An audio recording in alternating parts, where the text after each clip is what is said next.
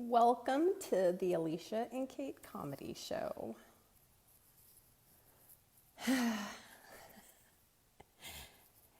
I don't have the echo and Ted Kate in every time, and it's fine. So, gosh darn it. I don't hear you echoing. It's echoing. It's echoing really bad. I don't even I don't even know what to do with this phone. Do you have your headphones turned on? Or is there something?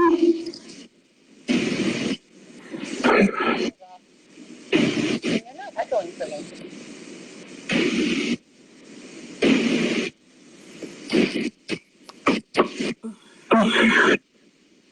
If I If I unplug my headphones, it's the same thing.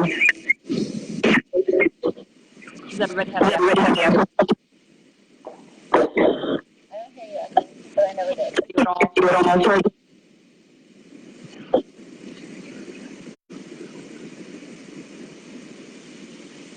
I'm just sitting I'm just sitting here looking at options, like no options, like the buttons to click, or I'm like, well, maybe if I hear it down long enough, we'll an answer. Yeah. Yeah.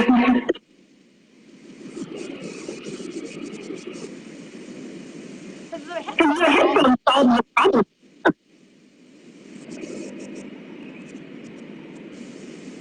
But I don't think that my headphones aren't working.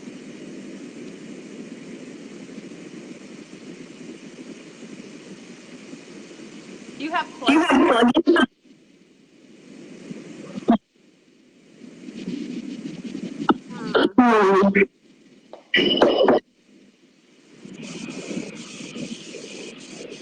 Wait, how about now?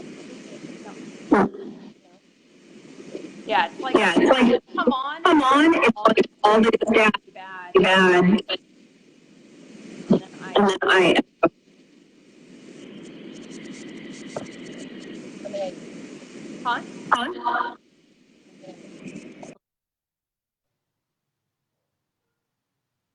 I'm sorry, guys. This is crazy. And I don't know, Kate, if you want to post in the comments, if you want me to just go ahead and do today's by myself, because I know that Kate's actually got sick kiddos, and she probably wouldn't mind taking care of her babies.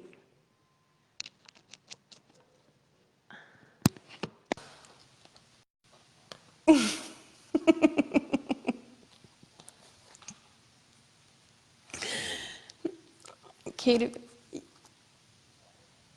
okay, well, yeah, Kate, we might just finish, like, anything that you have to, you can jump in and post in the comments, and I'll just read what you say, too.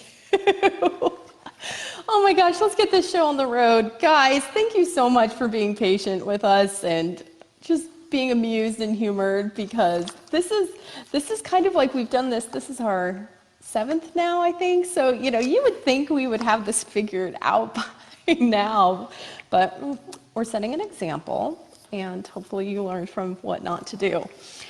Once I figure out what we're doing wrong, I will definitely be sharing that information with you so that you can learn what not to do exactly, instead of just being like, okay, just don't do Facebook Lives. So anyway, so today, what Kate and I were planning on talking about today is this issue that we see, and not something that is just what we see in the marketplace, as if we're looking out with judgment and being like, oh, look what these people do. This is something we've done ourselves.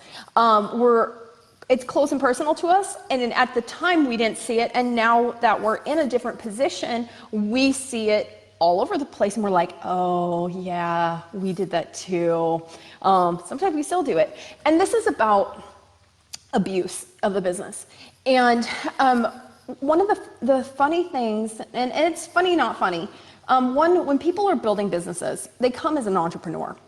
And when they're coming as entrepreneurs, it's usually with the mindset that they're like, they want to leave a job. They no longer want to be an employee. The word employee just is like, ugh. And so that's what often entrepreneurship is, where people are trying to get away from being an employee. And there's a lot of entitlement that a lot of people don't realize that they have when they come in as entrepreneurs, is the sense of entitlement of what their business should provide for them. And I don't think most people realize it until they, like, someone holds up the mirror and like, do you see this? And so I don't think it's like blatantly obvious at first, but once you start, it's easier to see in others than it is to see in yourself. And one of the things that is really, really common with starting businesses is the expectation of how much the business should be paying them, and how little they put into the company. And if you think of how doctors are, I like to use doctors because it's a very expensive profession to get into with education, and it does pay well. It's a good, if you're going to be an employee, being a doctor is probably a really good employment opportunity as far as making bigger money. So if you look at how much money and time goes into becoming a doctor, there is years of studying, years of education, and then they're left with a lot of school loans and debt before they're able to actually generate income that is on top of their loans. And so a lot of people walk into entrepreneurship going, I don't have to have a huge education. I can invest a little bit of money and get a larger payout. And to me, I feel like that is a very dangerous way of thinking. And it comes in with a sense of entitlement that is why I am an entrepreneur. I am an entrepreneur to put in little and get a lot out. And that is a very abusive mindset when looking at a business. And so when looking at a business, you should be looking at it as you are now an employee of the business. You are not just an entrepreneur. And that is sometimes a very uncomfortable mindset for people to shift into when they show up in their business and they go, you know what? I'm not just an owner of this business. I'm an employee, and I'm an employee on the clock. And I like to ask, it's like, if you were an employee on the clock, would you hire someone who is a clone of you doing exactly what you do? Would you hire that person? Would that person honor the time that you pay them? And a lot of people, when they get that, and I mean, that's a very abrasive question to ask people. It makes people very uncomfortable.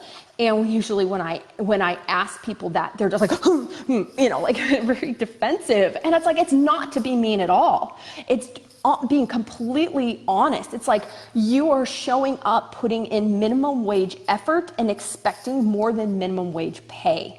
And that's a very abusive way to come into a business. And an employee, if you hired an employee that was doing that, you'd be like, this person is abusing me. They're abusing my company. They're abusing my customers. That's not what they're here for. They're here to serve. They're here to give great value for their hourly wages. And, and entrepreneurs are like, well, I'm not pulling an hourly wage. Why you're not pulling an hourly wage is because you're abusing your business. And if you're abusing your business, you're probably not making very much money. And that's why you're not paying yourself well. So those things are interconnected. And so, it's like when you look at yourself, are you treating your business like an employee? And not an employee of like a minimum wage employee. No, are you someone like a manager? Are you running operations like a managerial level of an employment? Are you running it as a presidential level? What type of employee are you showing up in your business and serving? And then once you show up in that energy and that effort and those skills and those tasks, then you will be paid appropriately for the work that you are giving to your business. And so I have these like 5 areas that I like to look at for self-reflection and go, am I honoring my business as an employee, not just I'm the owner? Because there's like a lot of people that work for businesses and the owners come in and they're just like, man, this owner is a jerk. He shows up and he's like, rah, rah, rah, rah, do this. And I'm like, he doesn't do anything. He doesn't know our job. He doesn't know what we do. And a lot of people are showing up in their business. It's just not a company of one, but they're showing up with that exact same energy and the mindsets and abuse, like taking advantage of the customers. They're like, they don't love the customers. They don't serve the customers. They're just here for the money. So If you truly love your business, if you truly love your customers, if you truly are someone that wants to solve problems and change lives, you need to make this shift, that you treat your business like an employee, not just an owner. And how you do that is, I hope if you guys have paper, like write these questions down and think about them and be self-reflective, because these are really important things to look at. And when I bring them to you, if you immediately feel defensive or, like, critical or like I'm being judgmental, look at your hearts and like, she might be onto something. And don't play a cop out where like, yep, I'm the worst. Yep, I do that. Like, don't play those games either. It's not a victim game. This is to be self-reflective, to be like, what am I going to change? Like, what am I going to do about this? And so the first thing that I like people to look like is, do you know what your responsibilities are in your business? When you're an employee, you have a very specific set of responsibilities. And because you're a business of one, it's 100%. Everything's on you. Or, if you're outsourcing things, you're like, okay, if 100% of this is on me, I have to do all of this. How are you going to get it done? What's the plan? How are you going to do this? Are you going to have it scheduled out? Do you have to-do lists? What are you going to do to get all of this done?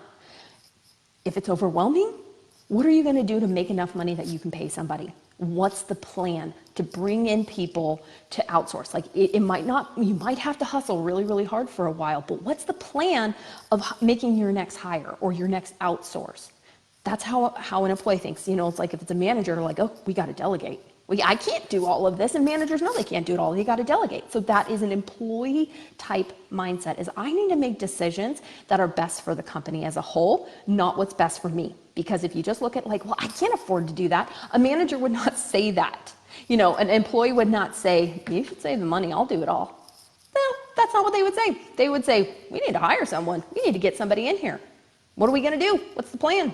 And then you got to figure out how you're going to pay that person. So that's one of the areas to look at is, do you know what your responsibilities are? If you can't do it all, what's the plan to get somebody else in place to help you out with those things? This isn't a solopreneur. Some people can solopreneur it. They can do fine. That's their life, but it's not sustainable for most people. It's very, very rare that anyone can have a profitable solopreneur doing 100% of all the things. It's just not common or realistic. There's usually outsourcing, even if people act like they might be doing it all on their own. There's usually other things that is being outsourced. The second thing is, are you focused and action-oriented? As an employee, when you tell somebody to get it done, you expect to get it done. You give them, this is what it is, this is your deadline. Are you that kind of person? Do you operate that way in your business? Do you tell yourself, this is what you need to get done, here's the tasks, here's the due date, go. Do you do that to yourself? That's a good thing to be self-reflective about. Would you hire someone at the level of performance in your business that's doing what you do? Or do you need to start stepping it up? Is that something that needs to be taken care of in your business, that you need to start telling yourself, you got to get this done. This is your deadline. And I know it's hard. It's hard when you have no one holding you accountable. I understand that. But sometimes there's some things that you can put into place that can help with that. Is sometimes having like project management software. I talked about Asana yesterday. If you can put those on your calendar, setting deadlines, having to-do lists, even though I don't recommend this, because sometimes it can cause conflict within spouses, is, having a spouse that knows what your to-do list is so they can check in or have reporting. You're like, hey, this is what I got done today. This is what I didn't. Like if they're a supportive partner that can encourage you and hold you accountable, where you just kind of like have an end of the day meeting or a start of the day, like this is what I'm going to do and I'll check in with you later. Figure out what are ways that you can ensure that you are getting things done and that you're taking actionable steps and not just researching all the time, not just reading what to do all the time, not just learning all the time or spinning all the time or putting out fires all the time. Like, what are you doing to progress and get things done? The third thing is, do you get the job done without hand-holding in a timely manner? This is something that yesterday, Kate and I were going through some training from our mentor, And he just had this incredibly powerful thing that he said that it really resonated with me. And I see it often, and I think a lot of people deal with this, is he was just like, you need to get used to having a certain level of ambiguity in your business. You're not always going to know all the things that you need to do. You need to just show up and do what you're told. And I think that's really important for people to grasp hold of as they are operating in their business, that they are remembering that they can't know everything of what their job is supposed to be, and they just need to keep moving and doing the work, even if they don't know everything that they're supposed to be doing. And he was like, if you have questions, Google it, YouTube it. He was like, don't expect other people to build your business for you. You need to do the work. So if you don't, you're like, well, I don't know what to do here, and I don't know what to do here. But you need to do something. So do something, and so if you're thinking like an employee, you're like, okay, I don't know all the things that I'm supposed to do right now, but my boss has told me to do this. So I'm going to do this. And you do that thing. And, if you're like, he told me to do this, but it wasn't very descriptive, then do some research. Go to Google, go to YouTube, figure it out, be in the business of figuring things out. And that's what being an entrepreneur is solving problems. And so if you want to be good at solving other people's problems as you're coaching them, then you need to be good at solving your own problems and coaching yourself. It's the same thing for whether you're doing health and fitness or you're doing personal for yourself. It's usually often the same strategies. Google it, YouTube it, figure it out. The fourth thing is, let's see. Are you honest with how you spend your time on the clock? This one is the most painful one, which I know for myself. I did this back in 2009. I was working with someone and they did a time tracker. And this was hard, y'all. This was hard. And what they did was they gave me a chart and they said, I want you to track yourself and what you do with your time every 15 minutes. Set a timer on your clock. And for every 15 minutes that timer goes off, write down what you just got accomplished in that 15-minute chunk. And I was just immediately hot flushed and panicked. I was like, oh my God, I don't want people to know how I spend my time. And so on the first day I was like, I'm showing them up. I'm like, I'll show you. I'm amazing what I can do. And I was just putting out tons of effort. I was like, boom, boom, boom. And I had the most productive day ever because I was tracking and I was being hyper aware of how I was spending my time. But I also didn't want to spend 15 minutes on Facebook. So I would void Facebook and go I'm going to clean the bathroom so I can write on there, cleaned bathroom, or I'm going to write in something productive. So I would go do something productive. But by day, and I had to do this for 7 days, and by day 7, I was just 2 hours scrolled on Facebook, 1 hour watched a movie. It was so hard to keep that overachiever up that I was doing on day 1, where I started to be honest by day 7.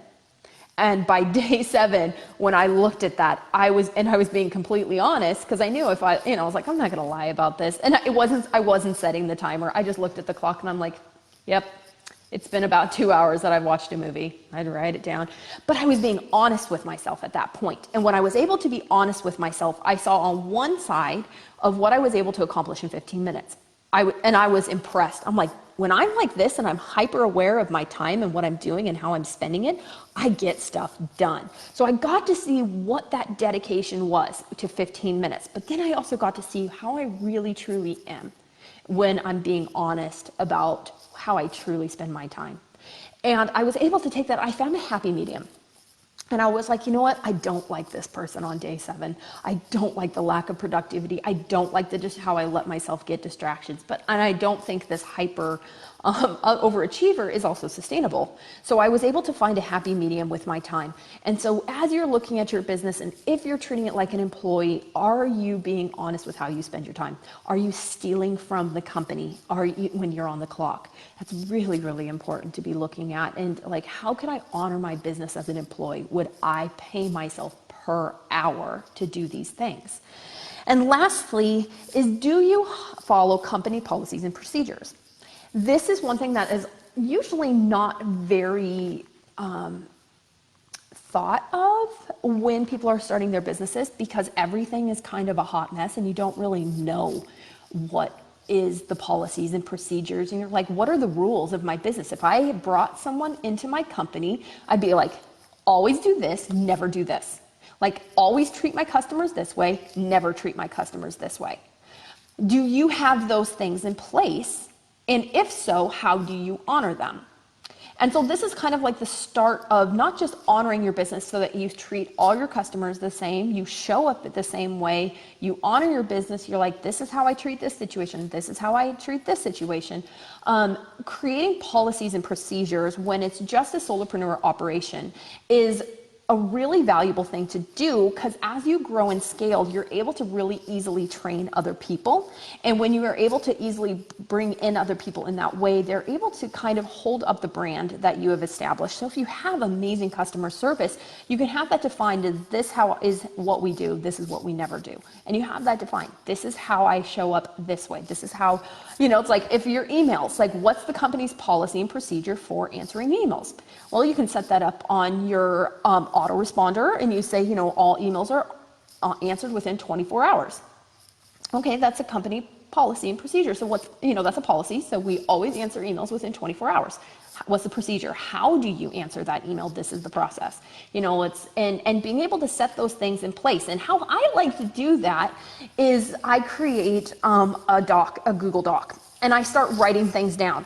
When I start noticing things about my business, it's like if it's conflict resolution, if I'm having a difficult customer, this is how I treat my difficult customers. I always do this. I never do this. I write that down. If I end up with a situation, so that every single person, if I add people to my team, every one of my people will know when it comes to training, always do this, never do this. Always show up at this time, never go home before this time. Always do, like everything you look at in your business, always do this, never do this. What's the policies? Like what is your policies? And then how are you going to do that? The procedures, and track that, because that's an important way for scaling. So that, if you're always just spinning your wheels and just, doing everything on your own, it's really hard to add people to your team if you literally have no policies and procedures in place. Because they're just going to show up and they're like, I don't know how to help you. You're like, I don't know, just fix it. And I've hired people before, with my very first customer service girl, I hired as a hot mess.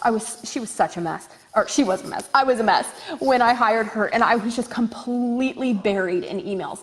And when she showed up, I had been in business for several years, and I had been doing all my customer service all by myself for a couple years.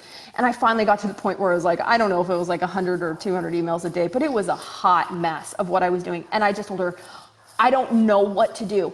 I don't know how to handle this. So could you just please open an email and just figure it out? I don't know what to do. I'm overwhelmed. I can't do this. And so she ended up having to come in, and it was really hard for her because she was just like, she was sweating bullets, I'm sure, but she took it with so much grace, and she was like, okay, I got this. But it was a horrible situation to start an employee off on. And so she did that, and, she ended up learning it for a while of like, okay, but she would have to, check in with me. She's like, how do you want me to deal with this? But as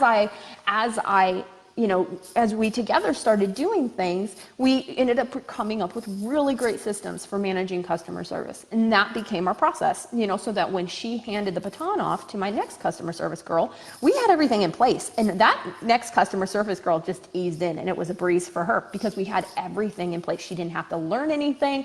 Everything was in place with our procedures.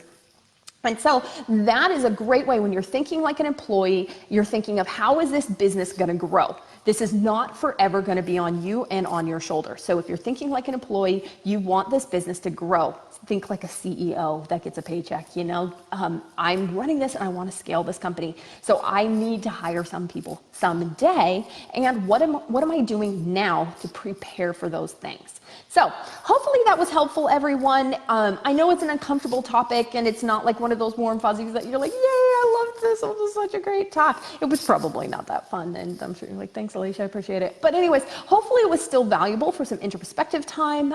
You can be able to look at your business, and it's like, I'm here to just really kind of, help you in the best way possible so that you are hearing the truth of what you need to hear, and you can be able to be self-reflective and go, okay, I know what needs to change. I know that I'm the problem in my business, because more often than not, that's the biggest problem. There's one of my favorite Dan Sullivan quotes was, he's like, the people that are always spending their time putting out the fires are usually also the arsonist. And that is commonly the issue that I see when I come into someone's business and to help them take over operations. They are the problem. And once we deal with them being the problem, everything else seems to be really quick, easy fixes. And so hopefully this was valuable for y'all to get to have some introspective time and then look at your business and being like, okay, these things are going to need to change. And this is now what I need to do to make those changes happen so that I can grow a profitable and sustainable, healthy business, because healthy businesses are people who are not showing up and abusing it and coming in entitled. A healthy business is when people are investing into nurturing it and growing it and developing and not expecting more than they put in. So thank you, everyone. I'm sorry that you guys missed out on Kate being in this and just had me, but hopefully that was valuable, and we will see you again tomorrow. And hopefully we get this whole headphone thing fixed in a little bit. Oh, just a second. I just saw that Sandy, oh gosh, your old business partner thought he was an owner. We are no longer partners. Yeah, sometimes that can be difficult, partners. You're welcome. Well, thanks everyone. I appreciate the patience that you had for us with our technical difficulty. And we will see you again tomorrow. Have a great day, guys.